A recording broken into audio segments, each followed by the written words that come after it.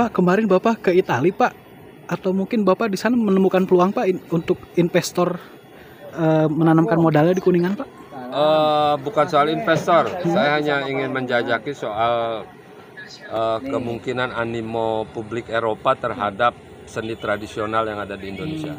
Ternyata di luar dugaan saya, meskipun saya sudah punya pandangan awal, animo orang Eropa terhadap kesenian tradisional Indonesia itu luar biasa. Bahkan jangan heran kalau kita menemukan di sana itu klub-klub gamelan, klub angklung, dan mereka punya pusat studi sendiri. Dan itu bahkan di kampus, kalau udah masuk kampus itu kan bergengsi. Bahkan ada profesor yang bergelar profesor punya pangkat itu karena meneliti soal gamelan. Misalnya di salah satu universitas di Polandia, saya sudah ketemu orangnya, saya kaget juga ketika ketemu. Dia bilang, "Selamat pagi Pak Yanwar." Saya bilang, "Kok bisa bahasa Indonesia?" "Saya lama di Jogja Pak," katanya. "Kenapa di Jogja?" "Kuliah." Pertukaran mahasiswa pada waktu itu, kemudian dia studi di situ. Ternyata dia tertarik dengan gamelan. Akhirnya dia fokus di gamelan, meneliti, belajar segala macam sampai kembali ke negaranya Polandia. Dia lapor ke kampusnya, minta diperpanjang untuk belajar kembali karena dia merasa belum tuntas. Dikasih izin, dia belajar lagi. Yang kedua ini belajar mandiri, biaya sendiri, sampai punya istri orang Jogja. Selesai studi pulang ke sana, dia kembangkan di kampus pusat studi gamelan di salah satu kampus di Polandia. Profesor itu. Jadi sekarang orang Polandia kalau mau belajar gamelan bisa di sana. Dan yang ngajar orang Polandianya bukan orang Indonesia. Anda bisa bayangkan nggak itu? Seni budaya kita ternyata di Eropa mendapat penghargaan yang luar biasa, termasuk seni angklung.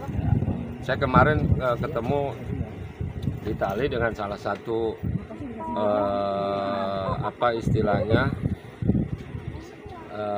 pihak yang menghubungkan pentas angklung berapa ribu pentas kolosal angklung di Itali.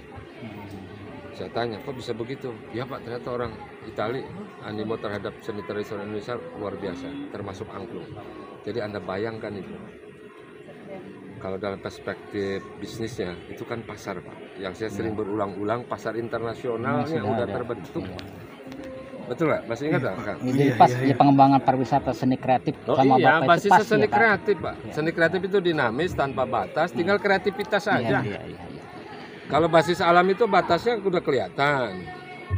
Wisata berbasiskan religi, batasnya udah kelihatan. Tapi kalau seni budaya kreatif, batasnya ya sepanjang kreativitas kita itu. Kalau di angklung kan sudah ada akarnya. Oh, ya, akarnya dari kuat. Kuningan, ya. Akar budayanya kuat di kita, akar historis. Mangga dicek di Citangtu, Pak Daeng Sutikna sama Kuwu Citangtu, Pak Kucit. Kemudian yang kedua sudah memasyarakat. Jadi ketika menyebutkan angklung, punten, semua orang tidak protes. Karena sudah akrab. Ketiga, mudah diduplikasi. Jadi untuk pentas-pentas kolosal yang mendadak gitu, orang baru pegang alat musik saat itu, diajari sebentar langsung bisa. Artinya mudah diduplikasi. Beda kalau kita main gitar. Belum tentu 10 tahun juga kita bisa ahli gitu kan. Keempat, investasinya murah dibandingkan investasi di sektor lain. Apalagi dibandingkan sektor pertambangan, sektor nikel, sektor pendidikan. Itu investasi mahal. Kalau ini relatif lebih murah. Kenapa lebih murah? Karena sudah kelihatan itunya, roadmap fast tracknya, jalan cepatnya kelihatan. Instruksi aja ke sekolah-sekolah, budayakan angklung ekstrakurikuler. Sampaikan ke hotel-hotel, mulailah memperkenalkan angklung di situ. Sampaikan ke kepala desa agar Karang Taruna juga punya klub-klub angklung. Sanggar-sanggar seni yang sudah ada, kasih pemberitahuan agar mengintensifkan. Jadi dari sudut itu saja udah kelihatan fast track, jalan cepatnya bisa dapat itu. Tinggal ke depan Pemda menata ulang banyak halnya. Mau nggak Kuningan jadi kota angklung kelas nasional? Jadi dia menjadi pusat baru wisata nasional di Indonesia berbasiskan seni budaya kreatif. Jadi kuncinya yang penting Bapak bupati dulu di Kuningan. Itu baru bisa jalan. Amin, amin, amin. Gitu kan, Amin. Pak?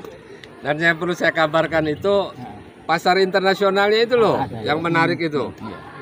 Karena nggak semua seni budaya kita itu ada pasar internasionalnya Pak. Kan membentuk pasar baru itu kan bukan pekerjaan gampang.